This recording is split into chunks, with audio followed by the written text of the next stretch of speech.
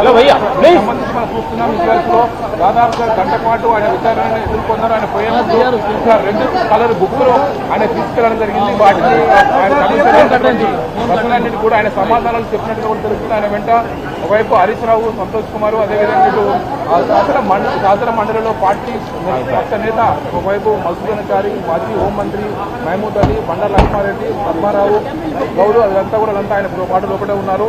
దీంతో ఈరోజు కమిషన్ విచారణతో ముగిసింది. మళ్ళీ ఫర్దర్గా ఏం జరుగుతుందని కూడా కమిషన్ కేసీఆర్ విచారణతోనే సంబంధించి మనం చూస్తున్నాం. ఇజ్రాయెల్స్లో దాదాపుగా గంట పాటు ఆయన విచారణను ఎదుర్కొన్నారు. ఆయన పోయినప్పుడు రెండు కలర్ బుక్లు ఆయన తీసుకెళ్లడం జరిగింది. వాటిని ఆయన ప్రశ్నలన్నింటి కూడా ఆయన సమాధానాలు చెప్పినట్టుగా కూడా తెలుస్తుంది. ఆయన వెంట ఒకవైపు హరీష్ రావు, సంతోష్ కుమార్, అదేవిధంగా ఇటు శాసన మండలిలో పార్టీ పక్ష నేత ఒకవైపు మసూద్ అన్సారీ, మాజీ హోంమంత్రి మహమూద్ అలీ, బండారు లక్ష్మారెడ్డి, పద్మారావు గౌడ్, అదంతా కూడా ఆయన పాటు లోపలే ఉన్నారు.